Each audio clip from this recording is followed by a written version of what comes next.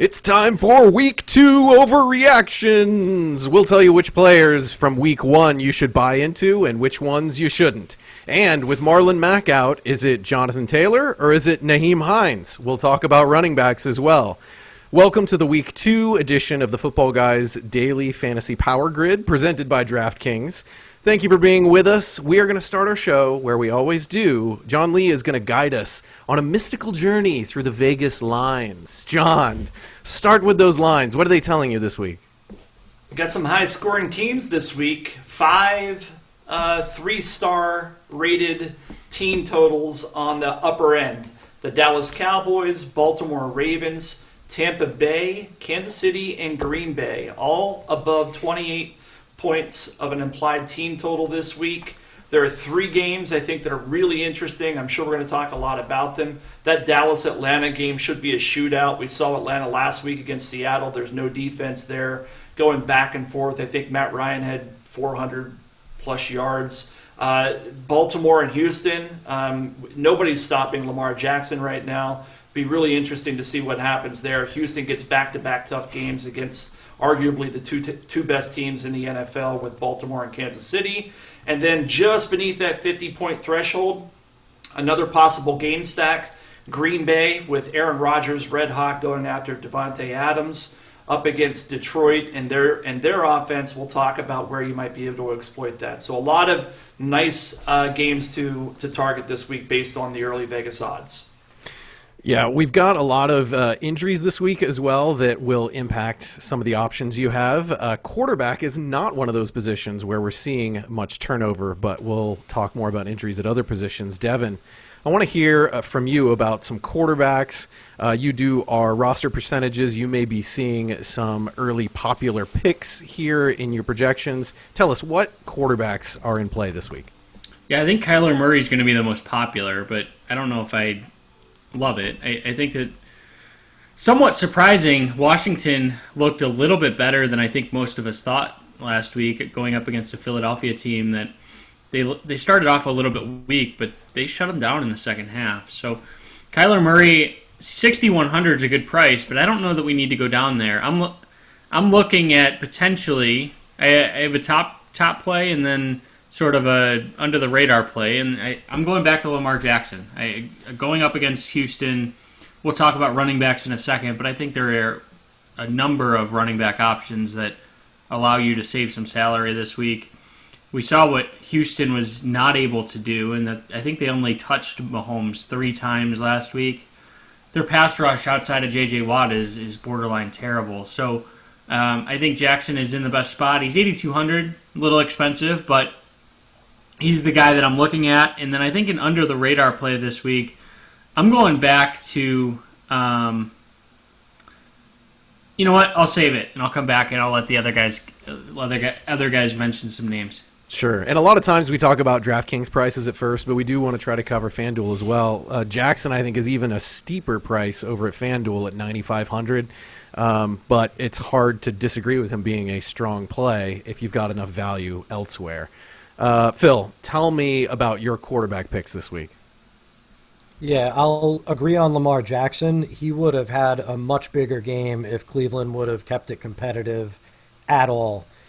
So even though he only scored 25, and people might be looking at that as, all right, he did fine, but he didn't really pay off the salary. If the game with Houston is competitive at all for 4 quarters, he absolutely will, because he looks exactly the same as he did last year, completely unstoppable.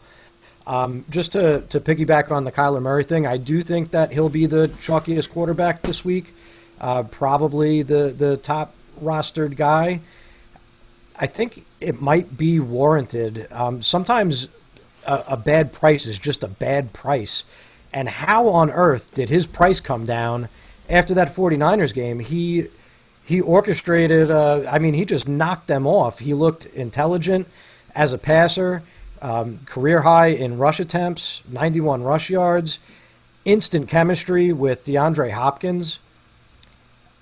I'm a little bit scared of that Washington front seven that gave Carson Wentz all those problems, but Murray just went out and did it against an elite pass rush in San Francisco. So now he's going back home. I think that In terms of cash games, you can't do much better, and his price fits, as we'll get to, because of the running backs that I want to roster this week.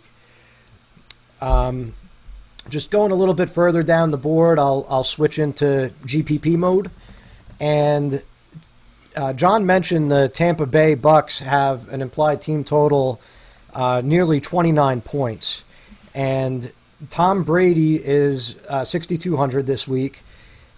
There's the narrative out there that he's completely cooked because he didn't blow up in week 1, but that was a difficult spot in New Orleans against the Saints. Footballguys is a fantasy institution, and no one embodies that like our own Matt Waldman.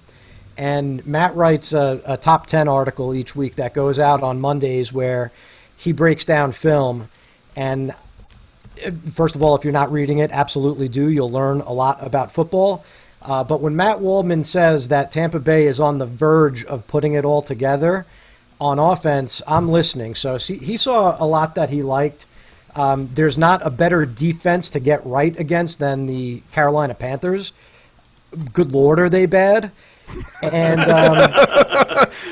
that's the official term.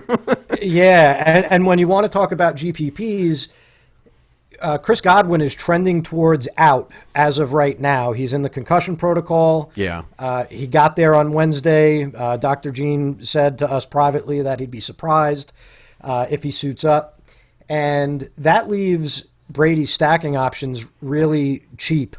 And I think he could do some nice things with a core of running backs and high-priced wide receivers around that stack. So Brady is a guy I like in GPPs.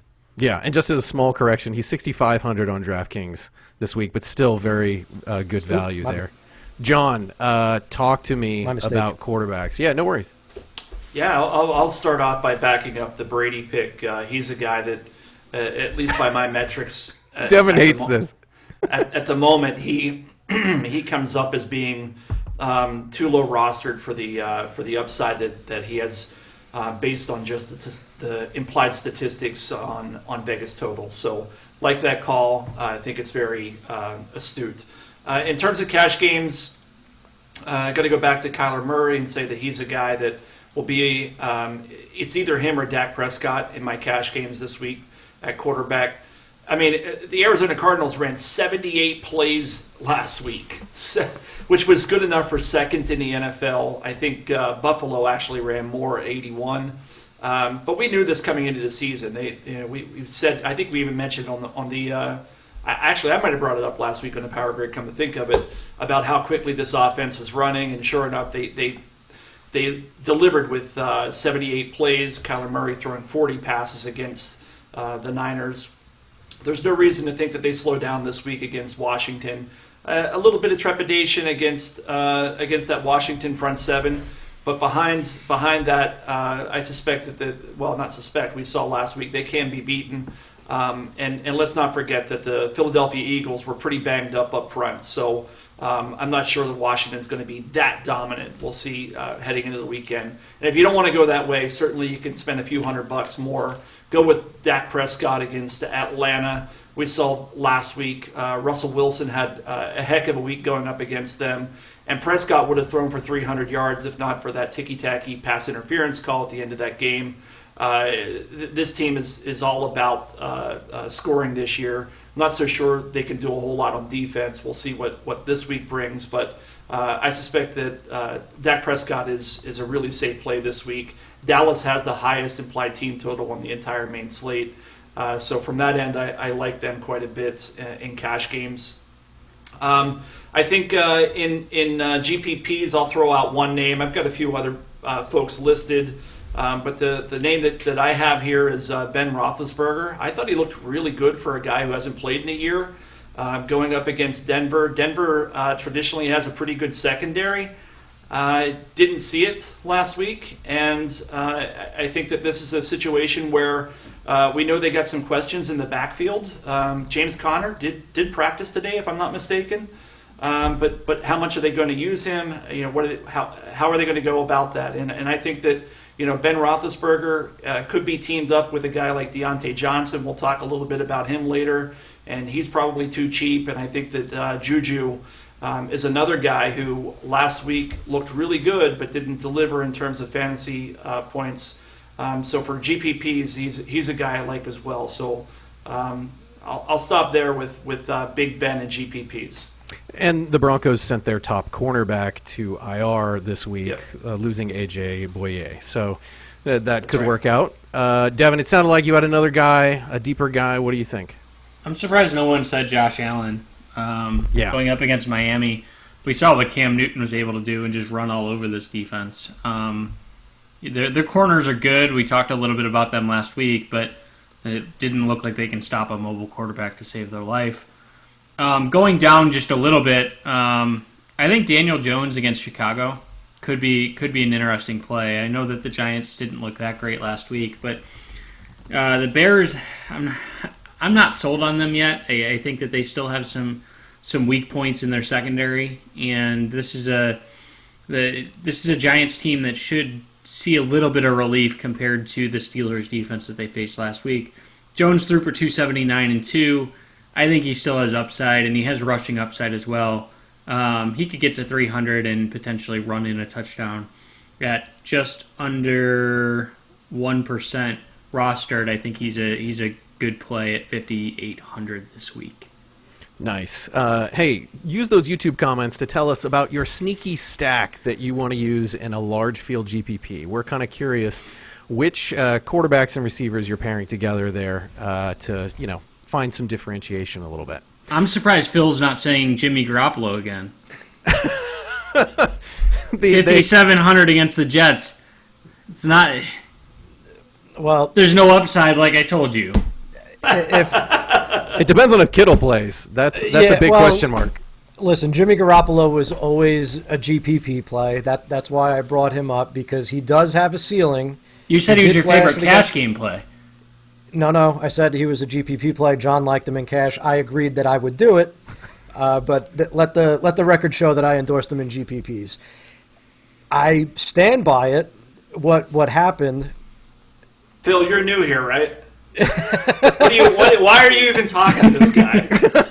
You don't have to defend yourself against him. Yeah. This is the finger pointing portion of the show. Right after quarterbacks is where the finger pointing happens. I'll tell you what, though, just in case, because I have seen it out there that no matter what quarterback is playing the Jets, you have to play him. And I would draw the line at Jimmy Garoppolo playing without George Kittle, without Deebo Samuel, and possibly without Brandon Ayuk. I guess they've got some pieces that might be in for some volume by default. But after watching him twirl around and have no idea what he was doing in the pocket last week, I am all out until he proves otherwise. Yeah, or until Mohamed Sanu comes to save the day. Let's talk about some running backs. We mentioned Marlon Mack off the top of the show. We got to talk about that Indianapolis backfield. Also, it does not look like Phillip Lindsay's going to play, so maybe that's more Melvin Gordon. Not really that helpful against Pittsburgh, though. Le'Veon Bell is out. James Conner looks like he's going to go. He had a full practice in Thursday. John, I'm going to come to you first for running backs. I want to hear who you like this week. Yeah, I think I'll start at the top. Already mentioned Dak Prescott. Are you guys still there? Yeah, everything got quiet when I started talking. Maybe you guys are just listening extra intently. When science happens, we listen. I thought Zeke Elliott looked tremendous last week, and in fairness, I am a Cowboys fan, so take that for what it's worth. But Homer. He looked tremendous. He was svelte. He was fast. I mean, I think Joe Bryant tweeted out one of the photos of him beating 5 defensive backs in the Rams' defensive backfield from the 20-yard line. I mean, he just looked tremendous. And so he's 8,200. He's pricey this week, but I think you can afford him with some of the other value that we'll talk about throughout the show. He's at the top of my list. And then the other guy I absolutely love this week is Derrick Henry. If you look at what he's done against this Jacksonville team in his career, he's torn them up, and this is a team that is going to feed him. I mean, the Tennessee Titans have proven when they're up, they're just going to feed Derrick Henry. And I think last week, I don't have it pulled up in front of me, but I want to say he had 30 carries or something to that extent.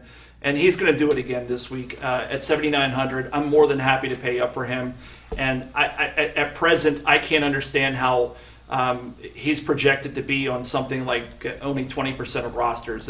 For me, it's far too low. And I'm going to start a little firestorm here. I think the person I can't stand that is highly rated is Jonathan Taylor. We're looking at 30%. Not a chance. There's not a chance, and nothing. A lot of times we record this show earlier in the week. This is Thursday night this week, so it's a bit later. There is not a chance, if you look up my name in mass entry GPPs, that I'm going to have Jonathan Taylor anywhere near 30% this week. The max I'll go is 20%, and I'll probably be even lower than that. I don't understand it. In terms of touches last week, Nyheim Hines had 21, and I think Taylor had 22. I know he caught some balls. He six catches for 67 yards, and I know that everybody was excited about him coming into the season, but he's still an equal split as of last week. And this week, I mean, why? Can somebody explain to me why he's 30%? Go for it, Phil. Talk to me, Phil. So he's 30% because he runs through defenders like he's like a barbarian pillaging a tribe or something. Like if you watch him run, you just know that you're watching greatness. I mean, that's another thing that I wouldn't go that far. I'm sold. He was He had 2.2 yards a carry last week. Did you see that screen that he took almost to the house? He was bowling people over. He's looking for contact, and he is just absolutely destroying people. So here's the thing. I agree with John, right? Every tournament bone in my body says that you should come in under the field if Jonathan Taylor is going to be in that 30% range. But by the same token, every bone in my body is also telling me that you could get absolutely buried by Jonathan Taylor this week if he gets the opportunity to touch the ball 20 times because he is that good. He's going to get the goal line touches. I think we know that. He's going to get somewhere between 17 to 20 touches. I don't think Nyheim Hines' role changes all that much with Marlon Mack being out. Agree. Does he have the upside to pay off a 30% roster percentage? I'll leave that to you guys. I'm not I put together the roster percentages, but I'm by no means the mass entry guy. For cash, I think he's a must play. I mean, look, last week, if you followed that game, if the Colts were down 7-0, 14-0, you could see a role for Hines getting in that game because it passed pro and so on and so forth. But they were actually either in the game or winning, and he still had half of the touches. To me, that tells me that they're not ready at this point, and I don't know why, but they're not ready to give him 25 touches. And if he gets 20 touches, what did he have last week? He had nine carries and six. I think he had 6 catches. 6 catches, so 15 touches. Even if you bump that up, I mean, I just don't see it. I don't see it. I think T.Y. Hilton is still there. Whether or not he bounces back from a disappointing week 1, I don't know. But Paris Campbell is looking like a guy who's coming into his own. I know that. Phil has a hot take on maybe a tight end there, and I won't steal his thunder. But there's a lot of different ways to go here, and at 30%, I just can't get behind it. I think it's because of the options in that price range. So we have him at 26%, so it's a little bit below the 30% you're saying. David Johnson against Baltimore, Malcolm Brown against Philly, David Montgomery, Mark Ingram, Ronald Jones maybe would be the other guy there, but Melvin Gordon against Pittsburgh. There's not a lot in this 5K range that is probably drawing the roster percentage to Jonathan Taylor. Give me Melvin Gordon over him. Against Pittsburgh? Yeah. Wow. I know Pittsburgh looked great, but I'll take Melvin Gordon over him. Rojo would be my guy. You said Rojo? Ronald Jones. Ronald Jones. And Nice. I don't hate that. That's fine. Against Carolina, start every running back against Carolina. I mean, Yep. That's the pick I would make in that. Leonard price range. Fournette had, what, eight snaps? I mean, do we really think that's going to change all that much in a week? He's going to probably see more, but I don't think he's going to, eat into Jones's carries this week. Name some other running backs there, Devin. Yeah, I think that my favorite guy, and he's probably going to get 40+% rostered if James Conner is out, is Benny Snell. Derrick Henry ran through this defense, and he's at 4,500. Really the only cheap guy. I mean, you could get into some of the Jets scrubs, but no one wants to do that. It's not Frank Gore week. It is not. To be fair, though, James Conner did practice today, right? So, yeah, he had a big turnaround, it seems like. He got a full practice in on Thursday. I think he's going to play. So we won't touch too much on Snell, but Snell looked pretty good. My favorite GPP play this week is a guy who probably burned everybody that played him, is Saquon Barkley against Chicago.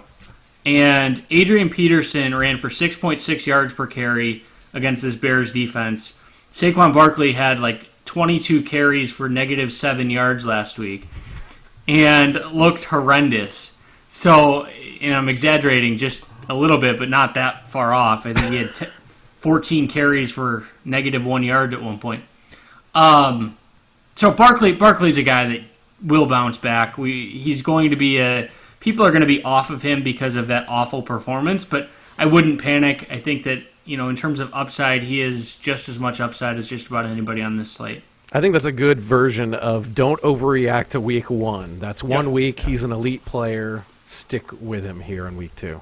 And if you watched that game, you saw Jason Garrett actually design quite a few passing routes for him as well.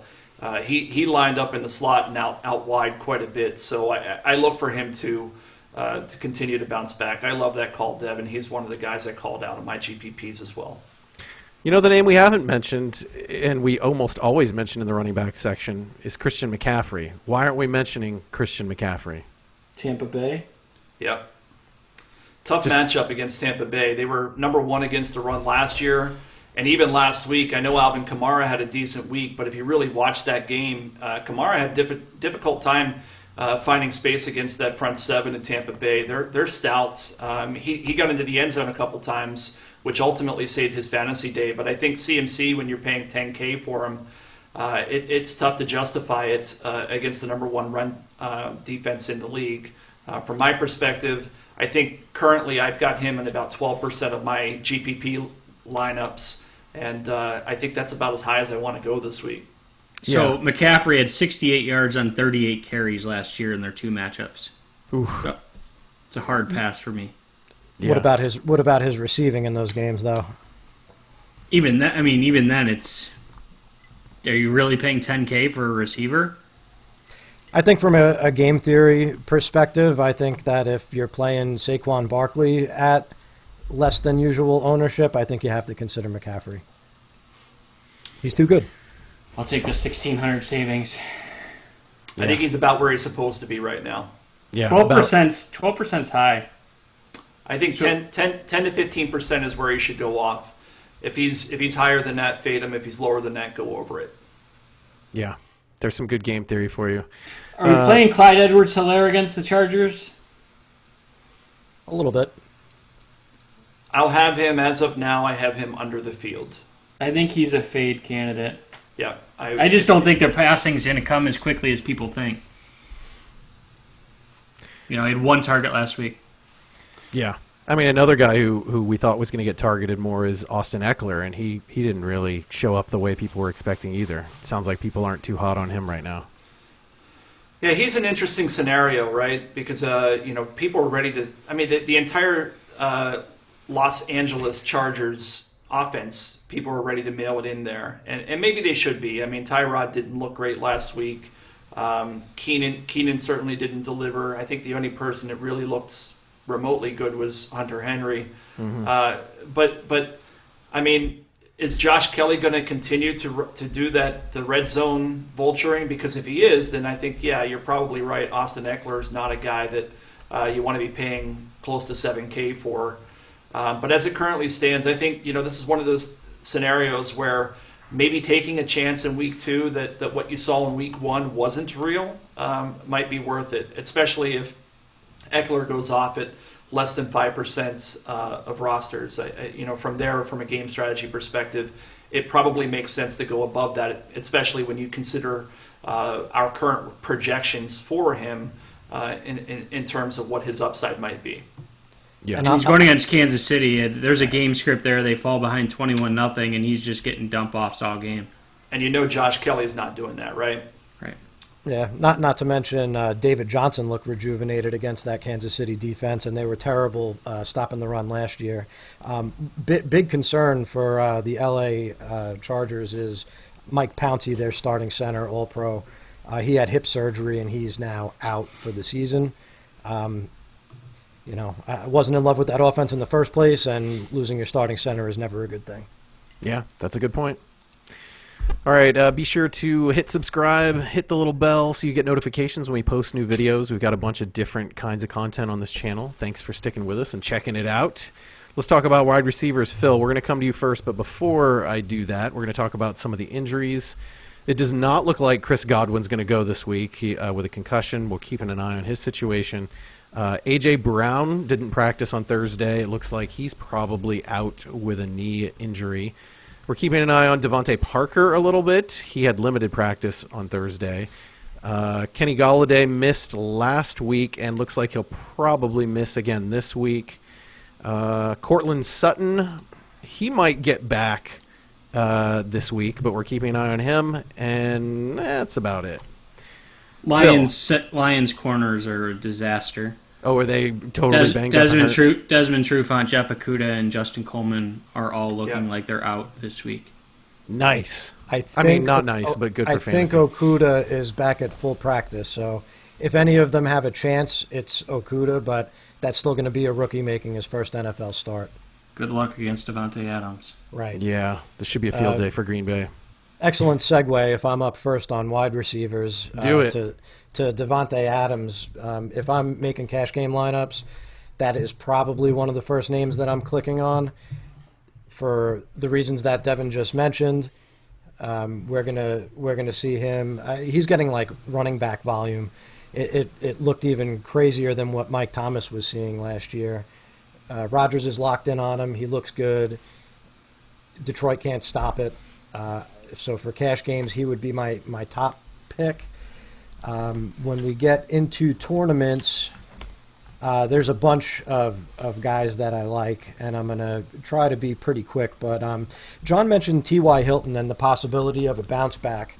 And I know that earlier this week, John and I were talking about Hilton's roster projection, how popular he was going to be.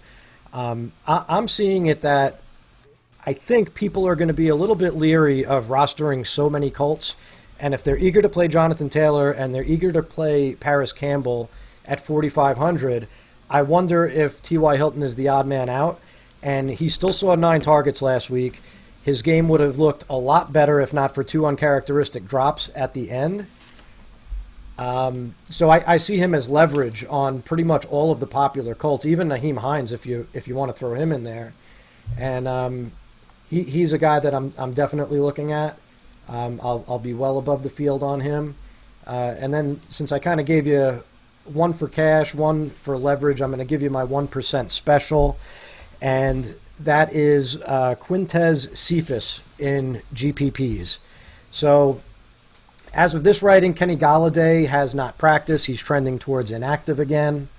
Assuming he sits out, I think we're going to see a few people go back to Marvin Jones, but I think that what Cephus did last week is going overlooked. He had 10 targets. He played on 80% of the snaps. He accumulated 134 air yards. So Matthew Stafford was looking his way, and he was looking his way downfield. The guy's only 3,800, and in a week where I really want to start and I want to get in, even in GPPs, I want Elliott in my lineup, I want Henry in my lineup, I want Adams in my lineup. You're going to need some savings from somewhere, and it helps to have a differentiator like Cephus, who, by the way, is another Matt Waldman favorite. Nice. Devin, tell us about your favorite receivers. I think Paris Campbell is my favorite guy this week. Playing a very similar role to Keenan Allen and Phillip Rivers seems be on getting him on page really quick as far as welcoming him to Indianapolis. Another guy I really like, a little bit under rostered because of his maybe overlooked because of the Sunday matchup, but I like Robert Woods a lot this year in general, going up against an Eagles secondary that is improved, but still is not where it needs to be. I think Woods is a fantastic cash game play almost every week. He has a high floor, and still has a 100-yard upside almost every week. And then the other guy I like is Corey Davis. 4K against Jacksonville. This Jacksonville defense is not what it once was. They've cut almost everybody in the secondary, and with A.J. Brown being very limited to probably out, if not definitely out, Davis looked good. He's a former first-round pick. He's a athletic freak coming out of Western Michigan, and I think he's a guy that could have a little bit of a post-type sleeper situation this year. I agree that Adams is the top guy at the top. Maybe that means you go. I mean, would you consider going Adams and Hopkins in the same lineup and just punting with Ronald Jones, Jonathan Taylor, and I don't know, find another cheap guy? But is that going to be a common build? I'll chip in there. I think that there's going to be two versions of the common build, right? The one that starts with Elliott and Henry, and then the one that goes with Adams and Hopkins. Because if we think that Kyler Murray is going to be the top rostered guy in cash games, then we're going to see a lot of stacks with Hopkins, since he was essentially a one-man wrecking crew last week. And people want to play Adams for all the reasons that we mentioned. So I think that that's where kind of the common roster construction is going to diverge, depending on if the spend goes to running back or it goes to wide receiver. And I think certain kinds of stacks can work in a cash game too. Like, stacks are thought of as like a high upside sort of GPP play, but in this situation, if you go with Hopkins and Murray, I think that's a cash stack. You can feel pretty safe about the floor of that one. John, tell us about your receiving picks. Yeah, I mean, I think as a tiebreaker with regards to what was just discussed, I like going with heavy on the running backs. The running backs, you pretty much know you're going to get 40 touches between those guys. With wide receivers, you don't always know what's going to happen, especially with game flow and how defenses scheme against them. When I'm in cash games, I don't want to take any chances. I want the guaranteed, or as close to guaranteed, touches as possible. And to be fair, I wasn't referring to cash for taking those two. I agree that taking running backs in cash makes more sense. Okay, I misunderstood that then. Davante Adams for cash, I think, is the number one play against the Detroit Lions secondary that is just not good. Amari Cooper, I was surprised not to hear anybody. If somebody did mention him, I didn't hear it. He's too cheap at 6,300 against Atlanta. We saw DK Metcalf have a nice week last week. Tyler Lockett didn't get into the end zone, to my recollection, but still had a decent game. If Godwin is out, Mike Evans definitely has to be under consideration at 6,400. And then at the bottom end of that scale, just saving you some salary to fit in some of the other higher price guys. Deontay Johnson against Denver. Austin already talked about that secondary. They lost one of their better defensive backs. He's 4,500, and I think he was the number one targeted receiver in Pittsburgh last week. In terms of GPP options, there's quite a few. I think Allen Robinson gets the squeaky wheel narrative this week. Love him against the Giants, who Ben Roethlisberger last week did a whole lot against. And then I guess I'll give a 1% special. Phil, you talked about who was your guy? Oh, Cephas, yeah. And I don't know if this guy's going to be 1%, especially after some of the news that we received. But Rashad Perryman is interesting to me. He likes it. He likes it. He really likes it. Yeah. He's a guy that, with the Jamison Crowder news that we got earlier today, definitely goes up my list. I mean, he's $3,800. against San Francisco. The game script is in their favor. And last week he was the second highest targeted Jet in the receiving game. When you take out Crowder, obviously, behind Chris Herndon. So I think he could be sneaky. We'll see how he creeps over the weekend in terms of percent rostered. But I do like him as of now because I think he's at least as of the recording of this show, less than 5%. Real quick, just to add 2 quick points on Perryman. 100% of the snaps last week, played every single snap. He's going to be out there. And Richard Sherman is on IR. So the matchup just got that much better. Nice. That's sort of the story of his career, though. He's always been on the field. He just never produces. I mean, last year he produced. Yeah. I don't. Depends what you're calling producing. I wouldn't call Perryman producing, but okay. He swung fantasy leagues last year at the end. Yeah, I know. He was the guy you needed. Devin, any other receivers before we move on? No. All right. We're good. Cool. Hey, be sure to check out all of our content over at footballguys.com/DFS. We've got our new in-season discounts. If you are not a Football Guys subscriber yet, or if you have one of our subscriptions but aren't an all-pro, be sure to check out our prices. That we've lowered them now that Week 1 is in the books. Check Marquise Brown. Marquise Brown, throwing one more in there. All right. Go ahead. Okay. Finish your promo. No, that's it. That's the promo. Let's talk about tight ends. We mentioned it before. George Kittle is the big tight end name that we're keeping an eye on this week. And Jack Doyle didn't practice on Thursday. Maybe that creates an interesting situation. No. And maybe we have a guest suggestion from the chat room. Phil, I'll kick it to you first. Let's talk about tight ends. Sure. As you Ryan Hester was on the show last year, and in true form, he made a recommendation in the Football Guys forums right as we were on air, and I think he recommended the same guy you're about to recommend, Phil. Nice. Yeah. So we'll get to him. I'll start out looking at the more obvious plays, maybe. Sure. I will say that if we're talking about the common construction, so if we're talking about cash games, I think it's going to be hard to spend. So I think you're going to see a lot of the roster percentage concentrate on lower end guys. Chris Herndon jumps out, especially with Jamison Crowder now missing. He had 7 targets last week. That has nowhere to go but up. And the other one is Logan Thomas, who was the darling of fantasy Twitter this summer, and he delivered in a pretty big way for Washington. I don't know how much I love it as an option this week, even though he does get the Arizona matchup that everybody circles on the calendar. So I would expect to see those two in a lot of your opponent's cash game lineups, along with Noah Fant, who benefits from not getting his price increased because the pricing was released before Monday. So those are the guys that I think you'll see the most. I think there's some leverage to be gained in paying up to a Mark Andrews or a Travis Kelce, because not as many people as usual are likely to do it. And I'll roll out the hot take. For GPPs, if Jack Doyle is out, Mo Alley Cox used to play basketball, you guys. He was a power forward. He was a power forward at VCU for 4 years, a standout.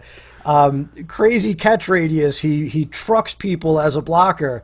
And we know that Phillip Rivers leans on his tight ends. We know that Frank Reich leans on his tight ends. And if he's the last man standing, could he put up like a 4-catch, 60-yard, 1-touchdown game? I think it's well within the range of outcomes at 3K. So here's the quote from Ryan Hester. He says, Mo Alley Cox, more athletic than at least one punt tight end that Devin recommended last year. So Ryan's coming at Devin, even though he's not on the show, and Devin's throwing up the red black-eyed Joe. Give us your take, Devin. I mean, how many basketball players since Antonio Gates and Jimmy Graham have tried to make it in the NFL? Rico Gathers was a fantasy darling, and Mo Alley Cox is a fan. No, Don't do it. I mean, he was on the field for 55 and 57% of the snaps in week 16 and 17 last year and did nothing. Like, he's just not a good player. Who is a good player at tight end that you're playing this week, Devin? Yeah, I think it depends. I think if you're playing on FanDuel, you don't need to go down to Herndon or you don't need to go down to Logan Thomas because the price difference there, it's only like $400 extra for TJ Hawkinson, which I vastly prefer. Hunter Henry is the guy that if I can afford him, I think that he's going to be the player that I'm going to try and fit in at 5K on DraftKings. I think that this is a game script where the Chargers are just going to have to throw quite a bit to keep pace with the with the Chiefs. So he's the guy that, to me, that I think that I'm going with. If you want to go way down and you want to go a little bit of a narrative, I guess it's not that way down, but Mike Gesicki at 4,000 against Buffalo. So if you think about Buffalo, their corners are some of the best in the league. How are they going to move the ball against Buffalo? And the answer is they may not at all. But realistically, they could find a couple. It's a GPP play. I think that they could find a couple passes to Gesicki. The linebacking group in Buffalo isn't the strongest. It's not nearly as strong as the corners. So maybe he has 5 catches for 50 yards or so. I have a question. Who's another basketball player you like? No, I have a serious question because I've been struggling with it all week. If George Kittle scratches, do we play Jordan Reed at 2,600? Yes. I made a note earlier in my notes to watch that tomorrow to see whether or not Kittle practices on Friday for that reason. I mean, he did play last week, and he caught a few passes. And we know this is a team that builds in schemes for their tight end. So why wouldn't we take that value, especially when we talked about how much we love Davante Adams and how much we love Zeke Elliott and how much we love Derrick Henry? You can fit those guys in with a $2,600 salary at a highly volatile position. And San Francisco's down on pass catchers, too. I mean, Jordan Reed. Right. Do you want me to say the word? Concussions. No, actually, he did pretty well last year in terms of avoiding injury, didn't he? He's overdue. Oh no, that's sad. We don't wish any concussion on Jordan Reed. He's gonna make it through this game fine. It's gonna be great. John, who else do you like at tight end? I mean, the guys actually nailed a couple of the ones I liked. I think for cash games right now, Logan Thomas and Chris Herndon top my list. This is a position last week I think I recommended Herndon, and he didn't tear it up, but he delivered 3x value at a price that he allowed me to spend up at other positions and do okay in cash games. So I'm going to do the same thing this week, spend down at the position in cash. I like the Hunter Henry call on GPPs. I think Zach Ertz is going overlooked because of what a great game Dallas Goedert had last week. I'm okay with rolling out Zach Ertz at single-digit roster percentages. And then the other guy that's on my list is Evan Ingram. He had 7 targets last week. He didn't show anything for it, and I think people are going to completely overlook him for many of the same reasons that we heard already about Saquon Barkley. Just didn't have a big output, but they played a pretty good defense, and I'm happy to go with guys in that middle price range without breaking the bank who have similar upside to Travis Kelce and so forth. Let's move on to defenses. We have a new single lineup builder over at footballguys.com. Check that out. It's an easy way to make one lineup at a time without all the sort of fancy bells and whistles of a multi-optimizer. So if you want to kind of mess around with that on your phone, kind of on the go, that's a good choice, the single lineup builder. Devin, who are you playing at defense this week? Giants. The Giants at Chicago. Yeah, you're not buying Chicago. I mean, Trubisky had a good game last week, but it was largely fourth quarter comeback, Blake Bortles-esque. The fantasy numbers looked good. The performance did not look good. Right. He's Blake Bortles 2.0, but I think that the Giants are a little bit better than what people think. They held the Steelers in check for a lot of that game. I think Tampa is probably the most popular. And then I just can't find a way to spend up. And I think that's going to be a trend for most of this season where I just don't spend up at the position. So to me, it's the Giants. I don't even know if I want to spend up to Tampa Bay. Teddy Bridgewater, he manages the game enough that I don't see a lot of upside there. You could take a chance on Miami against Josh Allen. If there's one thing Josh Allen does, it's turn the ball over at times. So I think that while Miami didn't look great, they didn't look horrible last week outside of not being able to stop Cam Newton running. They only allowed 21 points, so you could do worse, but the Giants are the team for me. John, defense? For me, I do like the Miami call if you're punting the position. And at this point in the season, I think we talked about this last week, I'm okay with punting defense, especially with DraftKings where the price of admission is a lot lower. I know on FanDuel, I think the lowest they go is 45. 40, no, it's 3,000. 3,000, yeah. Yeah, it's 3,000. But it's 2,000 on DraftKings. And Miami's 2,100. They got some excellent defensive backs there. And we saw Josh Allen. He may be able to run, but he really is not a great thrower. He missed a couple wide open red zone passes last week. He's just an inaccurate guy, and I could see him throwing a pick six against some of these better defensive backs there in Miami. So if you're going to punt, that's the way I'm going. At the top end, and I use that term loosely, middle ends, I'll take Arizona against Washington. They're only 3,000. Washington, I'm still not convinced that Dwayne Haskins is ready to be an NFL quarterback. Happy to do that as well. A bit safer than the Miami call for cash games if you have the extra $900.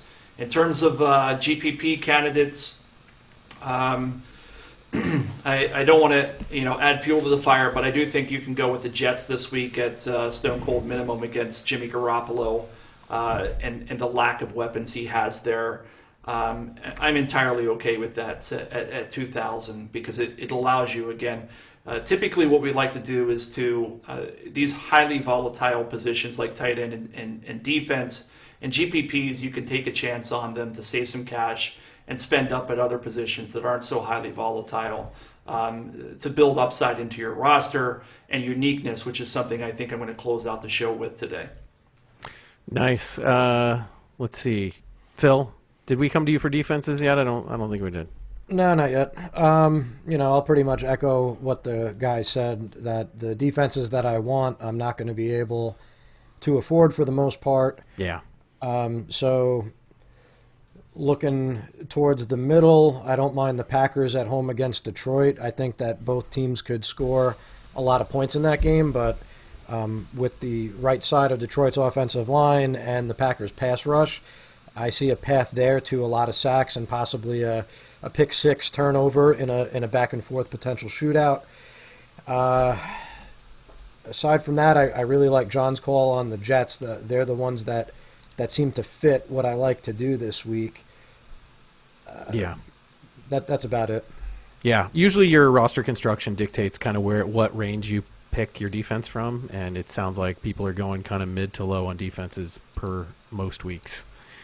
John, I want to come back to you for stacks. We had a Twitter question that we wanted to try to answer. Andrew asked us a good question on Twitter, and I think John's the right guy to answer this question, and then we'll get to some stacks picks. John, what was that question, and what's your take on it? Yeah, Andrew Griffin, I think he's our only, he's a Brit, if I'm not mistaken. Does anybody know that to be true? Is he? I don't know for sure, but he does have a British flag on his Twitter handle. Yeah, I get the feeling that he might be. Devin does not think he's actually British. In true Devin form. I'm going to assume that Andrew is British. Yes, so go ahead. All right, well, just to get everybody else up to speed, Andrew asked, any strategy ideas you can give me regarding playing single-entry NFL, both large field and smaller fields, smaller fields being up to maybe 100 entries. So in the smaller fields, I think it's pretty simple. You want a stack, but you don't want a stack that's crazy risky, right? Like last week, for example, Aaron Rodgers and Davante Adams made a lot of sense, and you could have run that back with Dalvin Cook and felt pretty good about your upside without putting yourself in a situation that you're being extremely, extremely risky with regards to that roster build. You're giving yourself a chance at a top 20 finish without being completely obscure by going with something like, I don't know, Josh Allen and John Brown. I think with the large field, I do it a little bit different there. What you're looking at there is your total percentage rostered. Typically, what you want to do there is to stay below, and it's a loose rule, but somewhere below 110 to 120% of all of your players. When you add them up and you're looking at Devin's projected percent rostered, you want them below somewhere between 110 and 120%. If you're going much higher than that, you're going to have too much commonality and a lack of uniqueness to really pull down those tournaments. And in addressing this question, I wrote down the Millie Maker lineup last week. It was a big stack. It had Aaron Rodgers with Davante Adams, Alan Lazard, and then they ran it back with Adam Thielen on the other side. And then there was some chalk in there with Josh Jacobs. But when you added up all of the percentage rostered, 84%. And on average, you should have 100% or actually more than that when we're talking about GPPs. But you want to stay below 110 to 120, and I think that's a tip that a lot of folks don't think about when they're building out these large field rosters. Stay below that area, and you'll have enough uniqueness to actually pull down a top 5 finish. All you have to do is just click on the players that score the most points, and you don't have to worry about percent rostered, and you win the tournament. Also sound advice, a little harder to execute. Devin, tell us about some stacks you've got. I mentioned I like Saquon Barkley and Daniel Jones quite a bit. A little bit of a running back. Like John mentioned, he lined up in the slot quite a bit, especially when they fell behind. So I could see that, especially if this offensive line is as bad as we think they are, that Saquon just becomes a glorified receiver out of the backfield, and they try to get the ball to him in space to alleviate some of the Bears' strength, which is Khalil Mack. The other stack I'll just mention really quickly, Ryan Tannehill and Corey Davis. I think that no one is going to have Tannehill. He's looked better than over the last, really since week 5 or 6 of last year when he took over. I think that's an under the radar stack, betting on Jacksonville not being nearly as good as what they were last week. Phil, who you stacking? Tannehill, as John says. Phil, who you stacking? I already mentioned Brady. I'd like to put him with Evans and Howard, and then I'm running it back. Robbie Anderson is my favorite on the Carolina side. We saw his big play upside last week.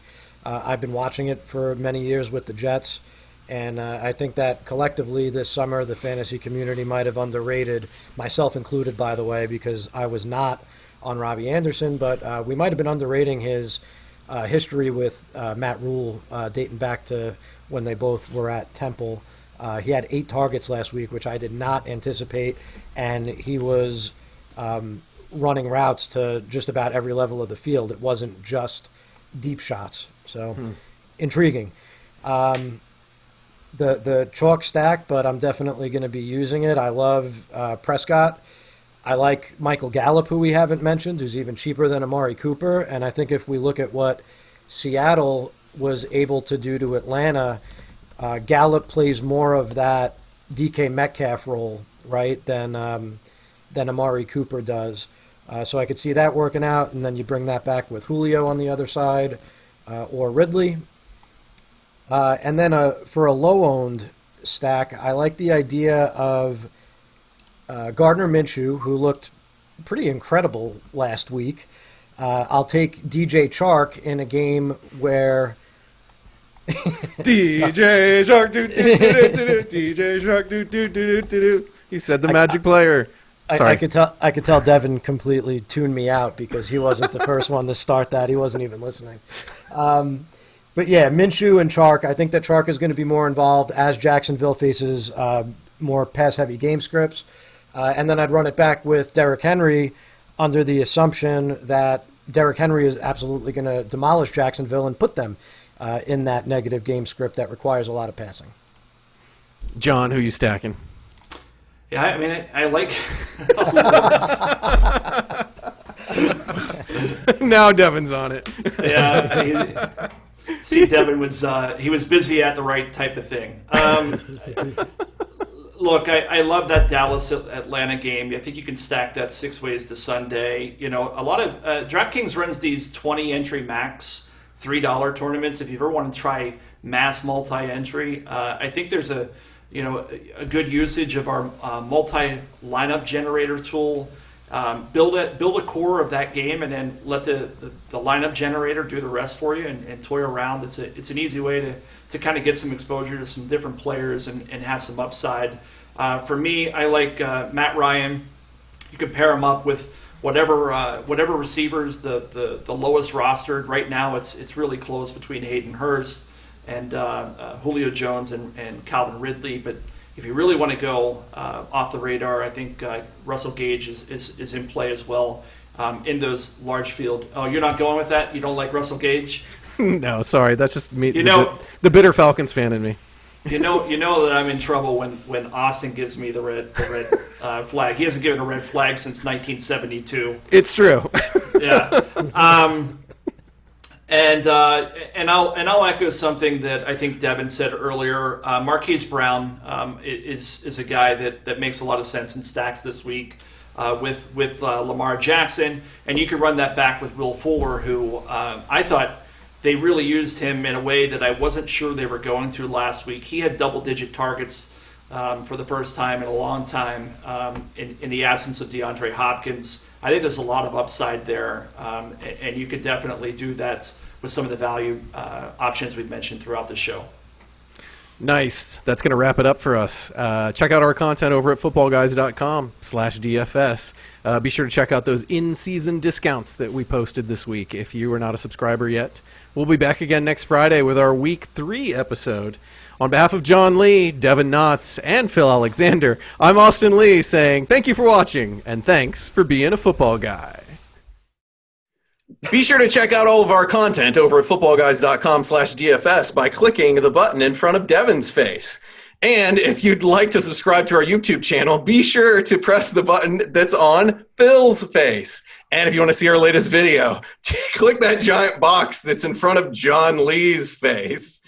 Check all that stuff out. Thank you for listening. Thank you for watching.